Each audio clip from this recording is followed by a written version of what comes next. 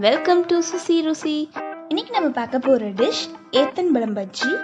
இதுக்கு தேவையான பொருட்கள் மைதா மாவு 1 கப், சர்க்கரை 2 டேபிள் ஸ்பூன், உப்பு 2 டேபிள் ஸ்பூன், ஏத்தன்பழம் ஸ்லைஸாக கட் பண்ணி வச்சுருக்கேன், கொஞ்சம் கேசரி கலர், எண்ணெய் தேவையான அளவு. இப்போ மாவை கரைச்சிடலாம். நம்ம எடுத்து வச்சிருக்க 1 கப் மைதா மாவை இதில் சேர்த்துக்கலாம். அப்புறம் ஒரு பிஞ்ச் சால்ட், கொஞ்சம் கேசரி கலர். இப்போ இதில் தண்ணி சேர்த்து நம்ம பஜ்ஜி மாவு கன்சிஸ்டன்சிக்கு மாவை நல்லா கரைச்சிக்கலாம். இது ஒரு சிம்பிளான ஸ்நாக்ஸ். நீங்கள் ஈவினிங் டைம் பசங்களுக்கு செஞ்சு கொடுக்கலாம். இந்த டிஷ்ஷோட மெயின் இது கிளைமேக்ஸில் இருக்குது. எல்லோரும் பாதி வீடியோலேயே போயிடாதீங்க, கடைசி வரைக்கும் பாருங்கள். இப்போ மாவு ரெடி, பஜ்ஜி போட்டுடலாம். இப்போ இது எண்ணெயில் போட்டுடலாம். இந்த வீடியோ பார்க்குற நிறைய பேர் கேட்பீங்க, அது என்ன ஏத்தம்பழம் அப்படின்னு சொல்லிட்டு. ஒன்றும் இல்லைங்க, எங்கள் ஊர் சைடில் நேந்திரம் பழத்தை ஏத்தம்பழம் தான் சொல்லுவாங்க. கன்னியாகுமரி கேரளா சைட்லாம் போனீங்கன்னா அங்கே டீ கடையில் இந்த ஏத்தம்பழம் பஜ்ஜி ரொம்பவே ஃபேமஸ்ங்க. மறக்காமல் ட்ரை பண்ணி பாருங்கள். இப்போ இது நல்லா பொரியட்டும்.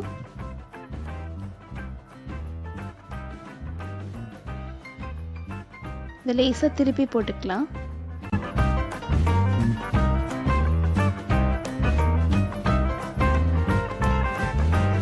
இது ஏத்தம்பழத்தில் செய்கிற பஜ்ஜிங்க.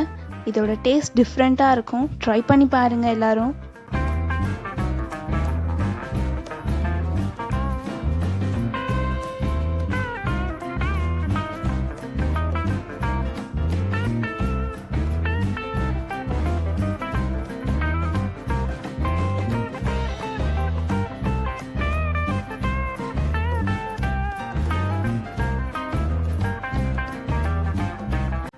நம்மளோட பஜ்ஜி இப்போ ரெடி ஆயிடுச்சு பாருங்க.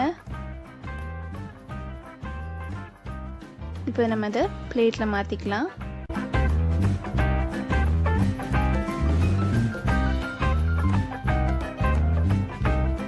இதோட இது கிளைமேக்ஸில் தெரியும்னு சொன்னல, அது இதுதான். நம்ம எடுத்து வச்சுருக்கோம் இல்லையா 2 டேபிள் ஸ்பூன் சர்க்கரை.